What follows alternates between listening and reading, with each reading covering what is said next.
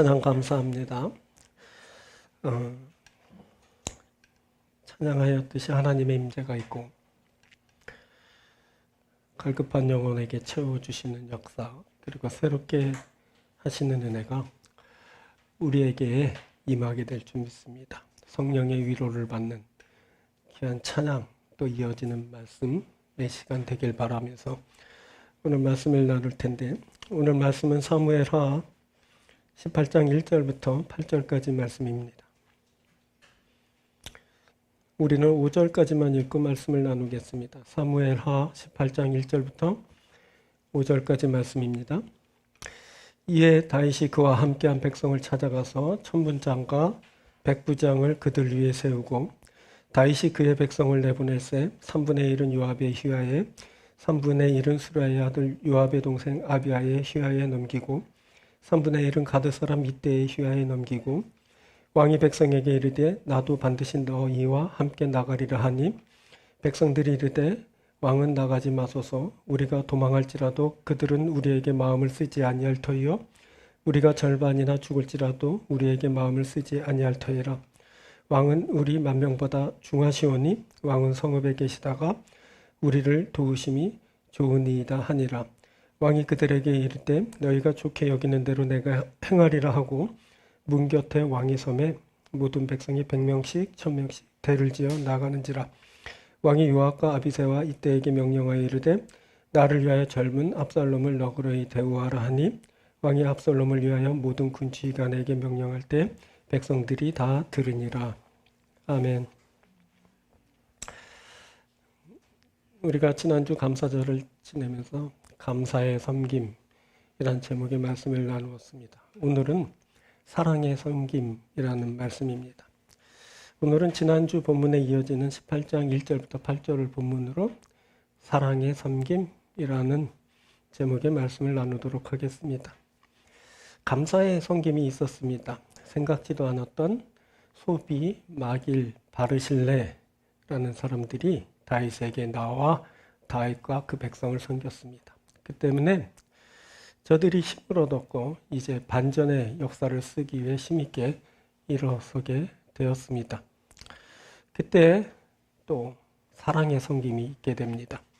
이 사랑의 섬김은 희망을 갖게 하고, 그리고 하나님의 성품에 참여하게 하고, 그리고 종국엔 승리를 얻게 하였습니다. 오늘은 바로 이 세 가지, 희망, 성품, 승리에 대한 말씀을 함께 나누려고 합니다.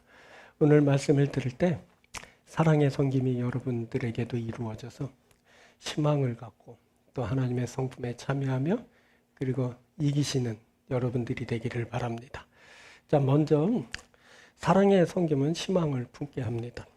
이것은 사랑으로 섬긴 이가 그 나라의 중심 인물로 세워지게 되는 희망을 말하는 겁니다. 자, 다윗이 이제 힘으로도 반전을 기하면서 군 조직 개편을 하게 됩니다. 군을 3군으로 나누었는데, 그때 다윗은 이때라는 사람에게 그 3군 중 하나를 이제 맡기게 됩니다. 근데 이때라는 사람은 우리가 얼마 전에도 살폈듯이 가드 사람이었습니다. 가드는 골리앗의 고향이었죠. 보니까 이 사람이 블레셋 사람입니다. 블레셋 사람이 이스라엘 다윗 군대의 군사령관이 된 겁니다. 이거는 현실적으로 좀 불가능한 일이었습니다. 블레셋은 대대로 이스라엘의 숙적이었기 때문입니다. 그런데 그 불가능한 일이 다윗이 반역으로 쫓기는 자리에서 일어나고 있습니다. 얼마 전 다윗이 성을 잃고 쫓기던 그 초기 때에 이때가 다윗을 따라 나섰습니다. 그때 다윗은 나그네와 같은 나에게 어찌 함께 가자고 하느냐 하면서 완곡하게 그를 거절했었습니다. 그래도 이때는 죽어도 따르겠다고, 살아도 죽어도 종은 그것에 있겠습니다 하면서 아주 완강하고 확고한 태도를 보이게 돼서 다윗은 그를 이제 피난길에 함께 가도록 허락하게 되었습니다. 다윗은 그를 선봉에 세웠고 이제 강을 건너고 이제 광야길로 나아가는 그 길을 이제 인도하게 하였습니다. 그렇다고 지금 이때를 다윗의 군사령관으로 삼는다는 것은 좀 무리가 있어 보입니다. 아무리 그래도 그가 블레셋 출신이라는 것은 변하지 않기 때문에 그렇습니다. 그런데 이러한 이해를 완전히 뒤바꿔 놓는 획기적인 사건이 있게 됩니다. 지난주에 살폈듯이 다윗이 마하나임에 이르렀을 때 그가 아주 놀라운 경험을 하게 되는데 바로 소비, 마길, 바르실레 이 세 사람의 섬김을 받게 된 겁니다. 소비는 암몬 사람이었습니다. 그가 암몬 왕, 다윗은 그 암몬의 왕이었던 나하스와 친밀하였지만 그 나하스가 죽었을 때 보냈던 그의 조문단임 그 나하스의 아들 한운에게 모욕을 당하는 일이 있었고 그 때문에 암몬과 그 이스라엘 암몬과 다윗과의 사이는 이제 벌어지게 되었습니다. 그런데 그 암몬의 나하스의 또 다른 아들 소비가 다윗이 피난할 때 고난을 당하고 위기를 겪고 있을 때 그에게 나와 그를 아주 정성껏 섬겼습니다. 그리고 두 번째 마길이란 사람은 원래 사울의 사람이었습니다. 그가 사울이 죽은 후 사울의 손자 요나단의 아들 무비보셋을 거두어서 아주 극진히 돌보아 주었습니다. 그는 전형적으로 사울에게 속한 사람이었던 겁니다. 그런데 그 사울에게 속했던 사람이 다윗의 고난의 현장에 찾아와 그 다윗을 이제 왕으로 이제 섬기게 된 겁니다. 또 마지막에 바르실레라는 사람이 있었죠. 이 사람은 길르앗 사람입니다. 길르앗은 예루살렘을 중심으로 보아서 이제 동쪽, 북동쪽에 위치한 그 변방 지역이었는데 그래서 이 길르앗 사람이 다윗과 이렇게 연결되리라는 것은 그 누구도 생각할 수 없었던 일이지만 다윗이 그쪽으로 피난을 가게 되면서 이제 길르앗 사람 바르실레가 그를 이제 공개하게 되었는데 이 길르앗 진영 역시 과거에 사울의 은혜를 입어서 이제 사울의 진영이라고 말할 수 있는 그런 곳이었습니다. 그런데 사울의 진영이면서 변방 사람이었던 그 바르실레가 아주 물심양면으로 다윗을 극진히 섬겼던 겁니다. 이들 소비, 마길, 바르실레의 섬김은 다윗의 이해를 완전히 뒤바꿔 놓게 됩니다. 자신의 혈육인 압살롬도 반역하는 판국에 등을 돌렸던 이방인이 원수처럼 여겨지는 전 왕조의 사람이 그리고 변방의 위치에 자신과 무관할 거라고 생각했던 그 사람이 자신을 왕이라고 찾아와 극진히 섬겼던 겁니다. 이 일을 계기로 이제 이방인도 원수도 이제 변방 사람도 얼마든지 이제 다윗의 사람, 다윗의 친구가 될 수 있게 되었습니다. 사람이 위기와 고난의 시기를 지나면서 친구가 원수가 되고 반대로 원수가 친구가 되는 일을 겪게 됩니다. 물론 이때 신실함은 물론이고 그가 할 수 있는 그 능력까지도 이제 검증받게 되는 계기를 만나게 되는데 그 위기와 고난의 시기에 검증된 그가 바로 왕의 친구가 되고 그리고 왕의 군사령관이 된다라는 것을 오늘 성경이 우리에게 말해주고 있습니다. 이제 이때 그가 다윗 군대의 군사령관입니다. 그가 이방인이었지만 그가 다윗의 사람이 된 겁니다.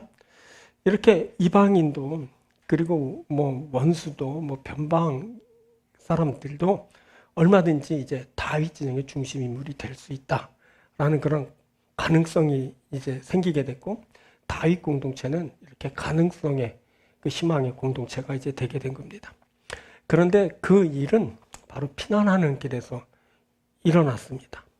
위기와 고난의 시기에 이제 시스템이 이제 어쩔 수 없이 이제 재편되게 되는데 그때 새로운 사람들이 이제 중심 인물로 이제 들어서고 이제 세워지게 된 겁니다. 바로 이 사람들이 이제 신실함으로 그리고 오늘 말씀드리는 그 사랑으로 섬기는 그런 사람들입니다. 그리고 그 중심에 바로 이때라는 사람이 있게 된 겁니다. 이런 일은 우리 인생길에서도 일어납니다. 우리가 인생 광야길을 지날 때 바로 이런 일들이 이제 일어나게 됩니다. 우리가 위기를 만나고 이제 고난을 지나게 되는데 그 위기와 고난의 때는 우리에게 이제 새로운 일들이 많이 발생하게 됩니다. 그래서 다윗 공동체처럼 뭐 군대 개편 뭐 이런 일이 전적으로 일어났지만 이제 사람들 사는 그 세상 어느 공동체에서도 이렇게 개편되고 새롭게 되는 일이 이제 일어나게 되는데 그때 이제 친밀함이 검증되고 그의 신실함이 드러나게 되고 그의 능력도 함께 이제 알려지게 됩니다. 그래서 섬길 수 있는 사람이 그때 확연히 나누어지고 그때 새로운 사람이 이제 중심 인물로 이제 부각되기도 하는 겁니다. 그때 바로 이 사랑으로 섬기는 그 사람이 이제 중심 인물이 된다라고 성경이 오늘 말해지고 바로 이때라는 사람이 그렇게 사랑으로 신실함으로 섬긴 사람이었다라는 것을 우리에게 알려줍니다. 그런데 이렇게 세상사 사람들의 일, 위기를 만날 때 고난을 지날 때 일어난 일이라고 보는데 성경을 가만히 보면 바로 하나님 나라가 그렇게 이루어진다라는 것을 우리들이 이제 알게 됩니다. 우리들이 이제 신약의 사복음서를 이렇게 보게 되면 온통 그러한 이야기로 가득 차 있습니다. 특별히 예수님은 하나님 나라를 가져오실 때 바로 이 사랑으로 섬기는 사람을 그 한복판에 세우시고 그들에게 하나님 나라를 주시고 계심을 우리들이 볼 수 있게 됩니다. 그 수많은 사건과 사람들을 우리들이 복음서에서 보게 되지만 오늘은 전부 다 말씀드릴 수 없어서 사복음서의 그 한 부분 한 사람을 여러분들에게 소개시키고 그것을 살펴보려고 하는데 제일 먼저 마태복음서를 보면 우리가 지난주에도 계속 나눈 바 있는 달란트의 비유를 볼 수 있는데 마태복음 25장에 보면 5달란트, 2달란트 받은 자들이 배를 남겨 주인에게 그것을 드림으로 착하고 충성된 종이라 칭찬을 받게 됩니다. 그런데 그 칭찬만 있었을 뿐만 아니라 착하고 충성된 종 너는 주인의 즐거움에 참여하라 라는 말을 듣게 됩니다. 바로 달란트를 받아 충성한 그 사람들이 어떻게 되냐면 주인의 즐거움에 참여하게 됩니다. 주인의 잔치. 말씀드렸죠. 이거는 종이 주인의 그 어떤 부분에 참여한다는 것은 있을 수 없는 일인데 바로 그러한 일이 일어나게 되었다. 그게 바로 하나님 나라고 바로 예수 그리스도께서 가져온 공동체의 모습이다라는 것을 알게 됩니다. 또 마태복음을 보았으니까 마가복음 3장을 보면 예수님께서 회당에서 손 마른 사람을 이제 치유하시는 이야기가 나오는데 그때 주님은 그 손 마른 사람을 한가운데 세웁니다. 뭐라고 말하냐면 손 마른 사람에게 이르시되 한가운데 일어서라. 손 마른 사람은 늘 자신의 그 불구의 몸 때문에 한복판에 서는 일이 없었던 겁니다. 더군다나 회당에 사람들이 많이 이제 군집하는 그 장소에 한가운데 일어서는 일은 상상할 수조차 없는데 예수님께서는 그를 한복판에 세워주심으로 중심 인물을 삼으시고 그를 치유하심으로 바로 그를 많은 사람 보는 앞에서 이제 중심으로 이제 세우시는 그런 일을 이루어 주셨습니다. 이제 치유하셨을 뿐만이 아니라 중심에 서는 역사가 있게 된 겁니다. 또 누가복음 10장을 보면 예수께서 비유로 강도 만난 자를 말씀하시면서 그의 이웃은 그냥 지나친 제사장도 레위인도 아니라 그를 돌봐준 선한 사마리인이라고 하셨습니다. 당시 이렇게 혈통을 따라 제사장이 이웃이고 그리고 제사를 담당한 레위인이 이웃이라는 그러한 판단이 있었지만 예수님은 그런 관념들을 다 깨시면서 그들이 아니다라고 하시면서 이방인이었고 원수처럼 그리고 천하게 취급받던 사마리아인 그 사람이 바로 너희의 이웃이다. 함께하는 사람이다라는 것을 알려주셨습니다. 또 이제 마지막으로 요한복음을 보면 1장을 보면 영접한 자가 바로 자녀됨의 권세를 얻게 된다고 말씀하셨습니다. 이 말씀하시면서 뭐라고 말하냐면 혈통, 육정, 사람의 뜻으로 난 자들이 아니다 라고 했습니다. 그때까지는 혈통으로 난 자들, 순수한 이스라엘 사람들이 선민이라는 의식이 있었지만 그것이 아니라는 겁니다. 육정도 아닙니다. 사람의 뜻도 아닙니다. 뭐라고 말합니까? 오직 영접하는 자가 하나님의 자녀다라고 말합니다. 자, 영접하는 자, 곧 그 이름을 믿는 자들에게는 하나님의 자녀가 되는 권세를 주셨습니다. 그렇습니다. 이렇게 마태, 마가, 누가복음서를 다 보니까 바로 하나님 나라가 그런 자들의 것이었습니다. 예수님은 그런 사람들을 하나님 나라의 중심에 세우시고 그 나라를 저들에게 주시고 계십니다. 저들이 누구라고요? 달란트를 받아 충성한 자들입니다. 주인의 즐거움에 참여하게 됩니다. 부름받아 가운데 서게 돼서 중심에 세워지는 사람입니다. 그가 불구였지만 치유받아 강건하게 되고 새롭게 되는 역사를 만나게 되었습니다. 또 이방인이었고 원수였고 천대받는 사람이었지만 사랑으로 섬겨 이웃이 된 사람입니다. 또 혈통적으로는 아니고 육정으로도 아니고 사람의 뜻으로도 아니지만 그가 예수 그리스도를 영접하여 전염됨의 권세를 받았습니다. 바로 이것이 하나님 나라입니다. 하나님 나라는 바로 이 세상을 사는 광야길을 가는 그 중에서 열심히 충성도 하고 부르심을 받아 그 뜻대로 가운데 세워지고 그 사랑으로 열심히 섬기고 그리고 주 예수 그리스도를 영접한 사람들입니다. 여러분, 우리가 지금 광야길을 갑니다. 인생 광야길 가는데 우리가 고난을 만났습니다. 우리에게 위기가 딱 펼쳐졌습니다. 이때 우리는 어려움을 겪기도 하지만 하나님 나라의 초대를 받고 있습니다. 받은 달란트대로 수고하여 주인의 즐거움에 참여하라고, 부름받고 치유받아 가운데 세워지라고, 이방인이지만 사랑으로 섬김으로 이웃이 되라고, 주 예수를 영접하여 자녀됨의 권세를 받으라고 하는 초청을 받고 있는 겁니다. 바로 이 초청에 응한 사람이 누구냐면 하나님 나라고 하나님의 백성인 겁니다. 바로 이 사람들이 누구냐면 이 위기와 고난의 때 사랑으로 우리 주 하나님을 섬기고 그리고 공동체를 섬기고 바로 지체를 섬긴 사람들입니다. 그들이 바로 나라이고 백성인 겁니다. 여러분, 우리가 지금 그 부르심을 받고 있는 겁니다. 위기를 지날 때, 고난을 지날 때 여러분들에게 말씀하시는 주 하나님의 그 음성을 여러분 들을 수 있게 되길 바랍니다. 그래서 주 하나님의 부르심을 읽고 하나님의 그 말씀을 따라 온전히 하나님께 나아가서 하나님 나라의 중심 세력으로 세워지고 멋지게 위대하게 우뚝 세워지는 여러분들이 되길 주님의 이름으로 축복합니다. 바로 이것이 고난과 위기를 지날 때 우리에게 있는 희망입니다. 섬기는 자에게, 특별히 사랑으로 섬기는 자에게 바로 이런 희망이 있게 되는 겁니다. 바로 이런 자가 하나님 나라의 중심입니다. 꼭 하나님 나라의 중심이 되는 여러분들이 되길 축복드립니다. 두 번째는 사랑의 성금은 너그러운 성품을 갖게 합니다. 이 너그러운 성품은 하나님의 성품이고 이 하나님의 성품은 우리가 잘 알다시피 원수조차 사랑하게 합니다. 자, 이 너그럽게 되는 일을 누가 말하고 있냐면 다윗이 말합니다. 5절입니다.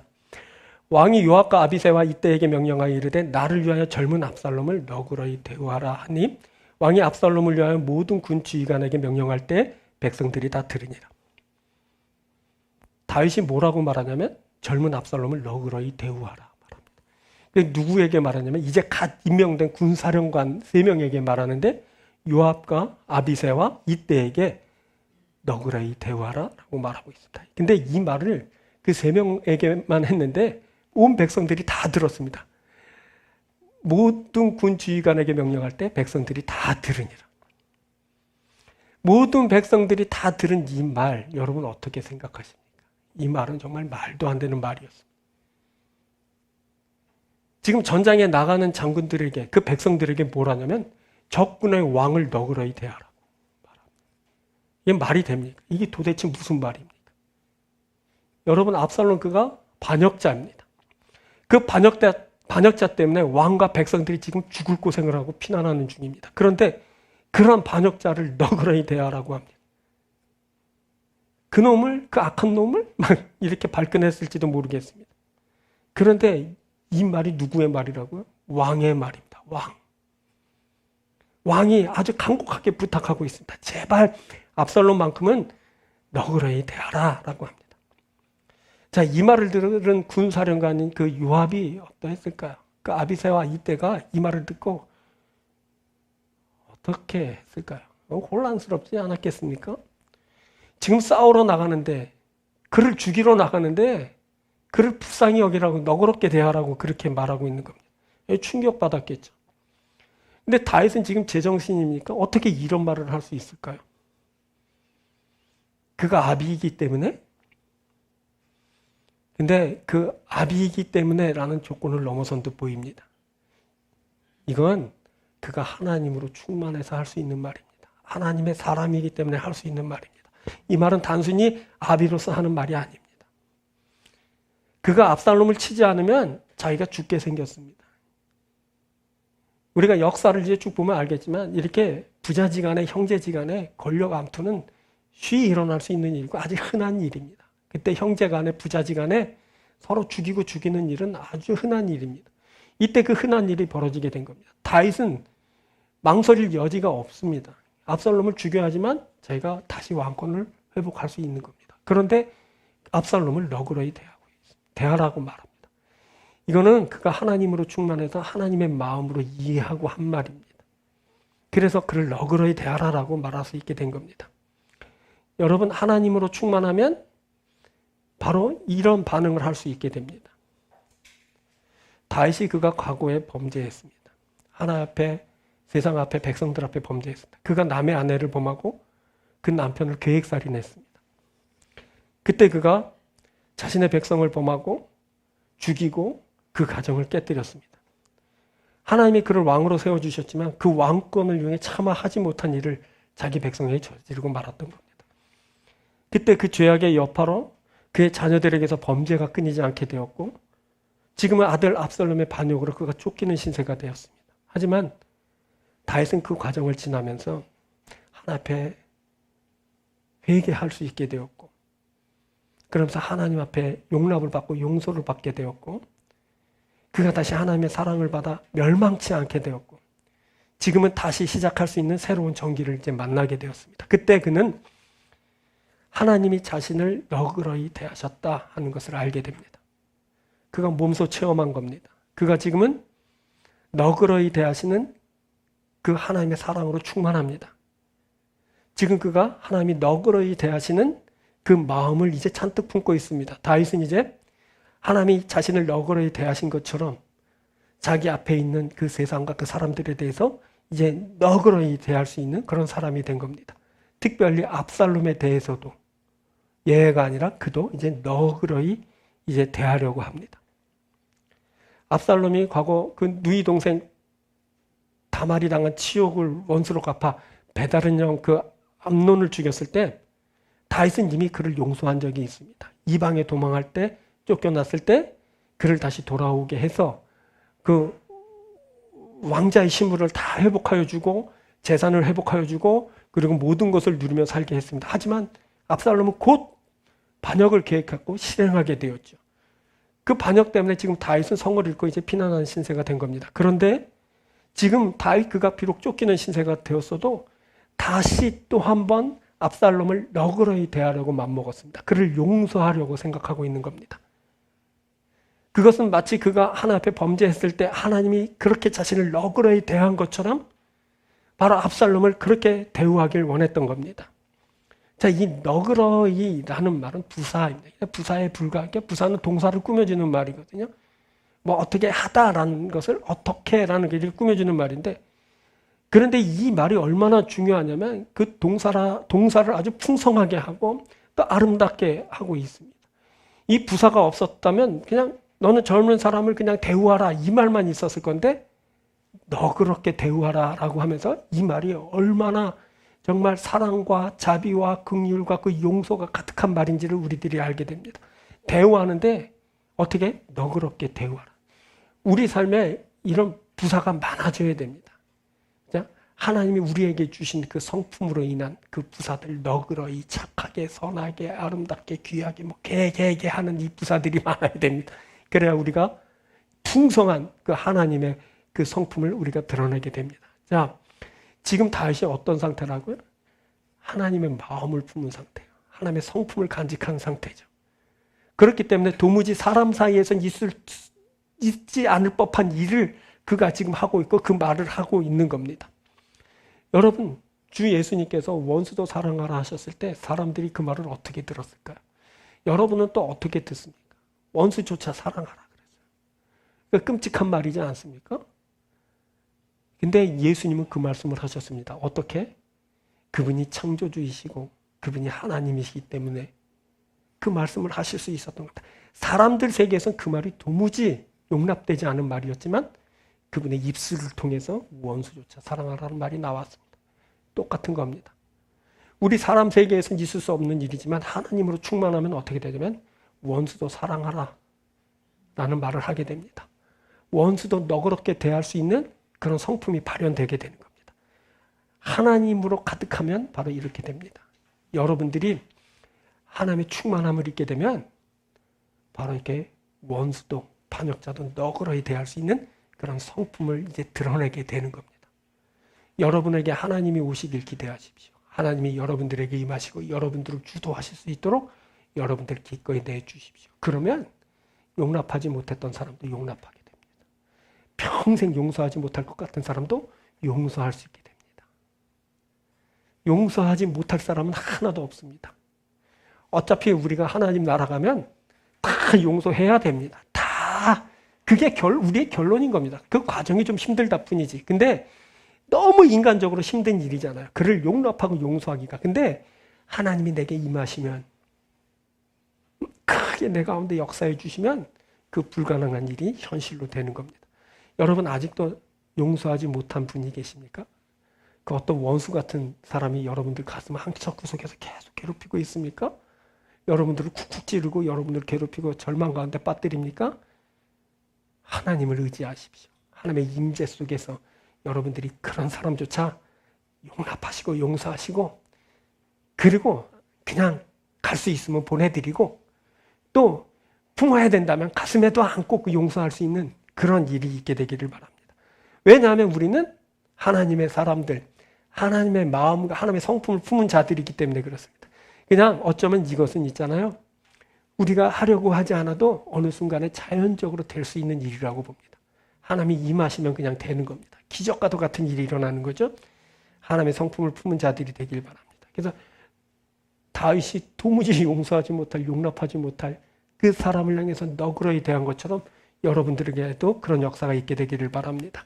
그래서 우리들은 그 너그러운 마음을 발현하자. 이것은 내가 하는 것이 아니라 하나님께서 내게 오실 때 하나님이 예수 그리스도를 보내주셨잖아요.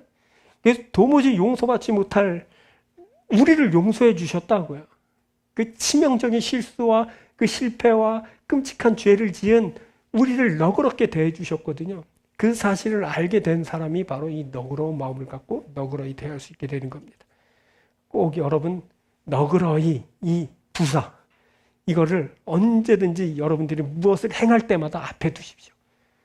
뭐를 할 때마다 너그러이 하자. 너그러움의 역사가 삼성교회에 충만하게 되길 축복합니다. 세 번째는 사랑의 섬김은 최후 승리를 가져옵니다.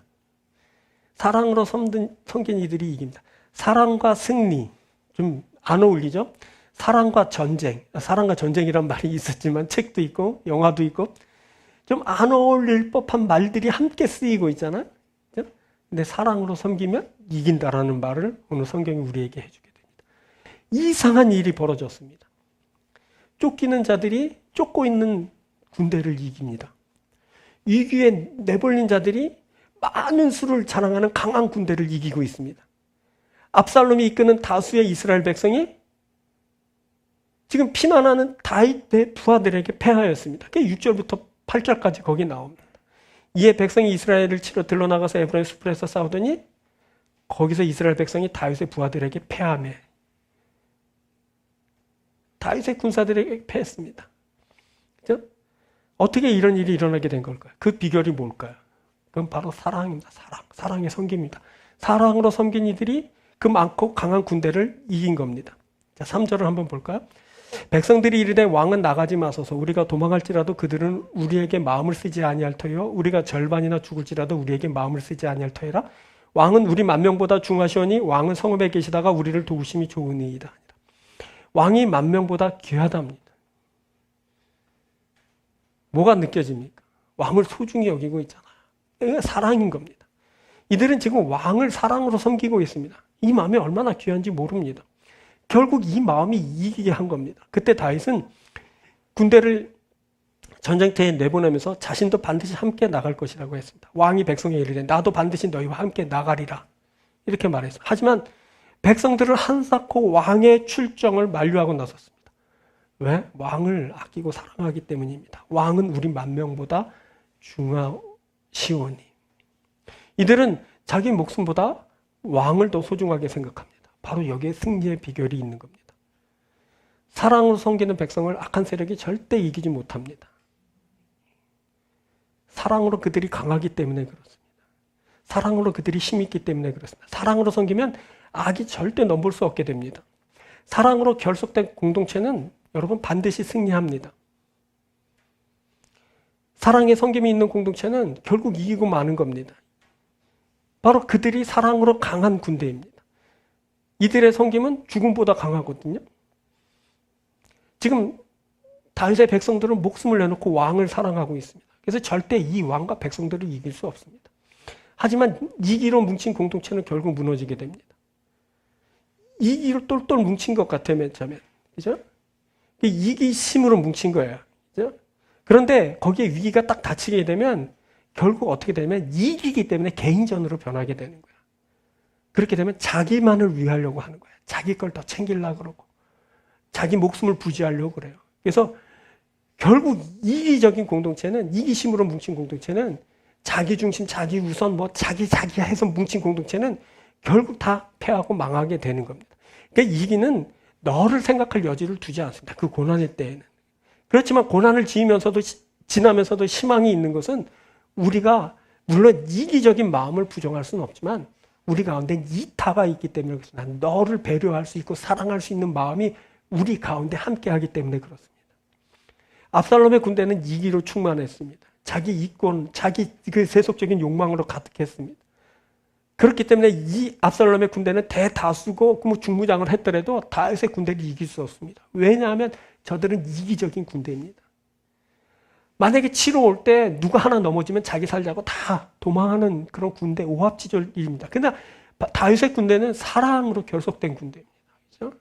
나보다 너를 더 끔찍히 여깁니다. 그렇기 때문에 누가 하나 넘어지게 되면 그를 부축하고 그 때문에 또 의연한 불을 바라면서 힘있게 나가는 바로 군대가 바로 다윗의 군대였던 겁니다. 그냥 압살롬의 군대는 그냥 탐욕과 악으로 뭉친 사악한 집단일 뿐입니다. 우리가 이것을 알아야 됩니다. 우리는 사랑으로 섬기는 공동체입니다. 그래서 우리는 결국 어떻게 될 건지 아십니까? 우리는 이길 겁니다. 네? 우리가 지금 위기를 만났고 고난을 지나지만 우리는 이길 겁니다. 믿으시면 아멘. 오랜만에 우리 아멘 했는데 이건 정말 중요하기 때문에 아멘을 다 해야 돼요. 우린 이길 겁니다. 마침내 이깁니다.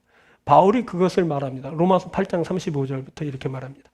누가 우리를 그리스도의 사랑에서 끊으리요? 환난이나 공고나 박해나 기근이나 적신이나 위험이나 칼이랴? 기록된 바 우리가 종일 주를 위하여 죽임을 당하게 되며 도살당할 양같이 여김을 받았나이다 함과 같으니라.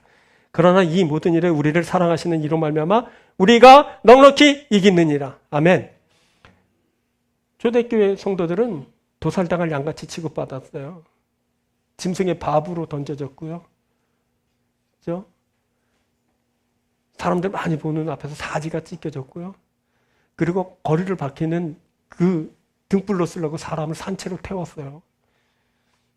이렇게 매일 그리스도인이라는 그것 때문에 예수를 주로 고백하고 받았다는 그 이유 때문에 사람들이 그렇게 도살당할 양같이 내몰림을 받았다고요. 근데 그 성도들이 뭐라고 얘기해?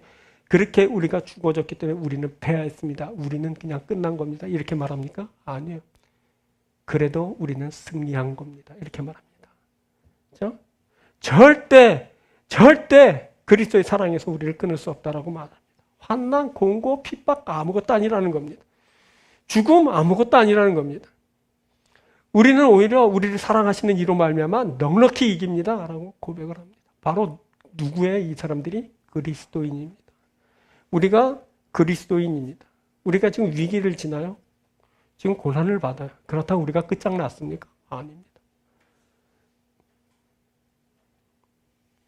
우리는 이기게 될 겁니다. 할렐루야. 이어봅니다. 38절부터는 이렇게 말합니다. 내가 확신하노니 사망이나 생명이나 천사들이나 권세자들이나 현재이나 장래일이나 능력이나 높음이나 기쁨이나 다른 어떤 피조물이라도 우리를 우리 주 그리스도 예수 안에 있는 하나님의 사랑에서 끊을 수 없으리라. 절대 끊을 수 없습니다. 어디서? 하나님의 사랑에서 절대 끊을 수 없습니다. 그 누구도 그 무엇도 끊을 수 없습니다. 하나님의 사랑이 우리 가운데 충만합니다. 그래서 우리는 이깁니다. 하나님이 우리를 사랑하셔서 멸망치 않은 겁니다. 하나님이 우리를 사랑하시기 때문에 우리는 이길 겁니다. 사랑이 이기는 겁니다. 지금 우리 가운데 하나님의 사랑이 가득합니다. 하나님 우리를 사랑하시는 것이 우리 가운데 여기저기서 막 이제 알려지고 드러나게 됩니다. 하나님이 우리를 어떻게 사랑하셨냐면 바로 예수 그리스도를 통해서 사랑하셨습니다. 사랑을 확증하셨다라고 바울이 말하는데, 여러분, 예수 그리스도와 그 십자가가 우리에게 있는 한 우리는 이길 수밖에 없는 백성입니다. 우리가 지난주에 봤죠. 마가복음 10장 45절에서 주님이 뭐라고 말하냐면, 인자가 온 것은 섬김을 받으려 함이 아니라 도리어 섬기려 하고 자기 목숨을 많은 사람의 대속물로 주려 합니다. 섬기기에 오셨다 그랬습니다. 그분이 어떻게 섬겼어요? 대속물로 자기 목숨을 내주면서 섬겼어요. 그분이 사랑으로 우리를 섬긴 거예요. 사랑의 섬김이 뭘 가져온다고 지금 말하고 있죠? 승리를 가져온다 그래요. 우리는 이길 수밖에 없는 게 하나님이신 그분이 자기 목숨을 내주면서 우리를 사랑으로 섬기셨어요. 그렇기 때문에 우리는 이길 수밖에 없어요. 악이 거기 틈타지 못해요. 그 어떤 세력도 해할 수 없어요. 우린 결국 이기게 되는 거예요. 여러분, 우리가 그 사랑을 받았어요. 사랑의 섬김을 받았어요. 그 사랑의 섬김 때문에 우리가 지금 어떻게 된 줄 아세요? 나의 나됨이 이루어지게 됐어요. 완성되게 된 거예요. 그 예수 그리스도의 섬김으로 나의 참다운 존재가 발현됐어요. 어떤 존재예요? 우리들은 구원받을 자예요. 우리 하나님의 자녀이고 백성으로 알려지고 드러나게 됐어요. 그 섬김 때문에 그렇게 된 거예요. 그분이 대속물로 섬겼기 때문에 그래요. 자기 목숨을 내주고 섬겼기 때문에 그래요. 이렇게 목숨을 주고 섬기는 그곳에는 왕이 왕답게 되는 일이 일어나는 거예요. 왕이 내가 전쟁에 나갈게. 근데 뭐라 그래요? 왕은 나오지 마소서. 우리 10,000명보다 당신은 더 귀합니다. 당신은 우리 목숨보다 귀합니다. 그러면서 사랑으로 섬기잖아요. 그때 어떤 일이 일어나게 된지 아세요? 다윗의 다윗 때문에 왕이 왕됨이 완전히 거기에서 이루어지게 된 거예요. 그리고 그 백성들은 그 사랑으로 충만해서 나가서 싸워 이기게 된 거예요. 이게 바로 우리 가운데 이루어지는 일이에요. 우리가 하나님을 하나님답게 하고 하나님을 존귀 여기고 섬기잖아요. 사랑으로 섬겨요. 근데 그 이전에 사실 우리를 하나님이신 그분이 우리를 사랑으로 섬겼어요. 대속물로 주면서 섬겼다고요. 목숨 내주면서 섬기신 거예요. 섬기러 왔다 그래 섬기셨거든요. 그때 어떤 일이 일어나게 됐냐면 우리 됨이 드러나게 된 거예요. 우리는 멸망할 자가 아니에요. 예수 그리스도께서 섬겨주심으로 우리는 구원할 자로 드러나게 됐어요. 하나님 나라의 백성이 된 거예요. 존귀하게 된 거예요.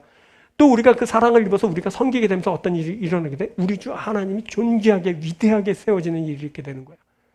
우리가 그렇게 섬기는 사람들이고 섬김을 받은 사람이고 섬기는 자라는 거예요. 여러분 꼭 잊지 마세요. 여러분은 예수 그리스도의 사랑의 섬김을 받은 사람들입니다.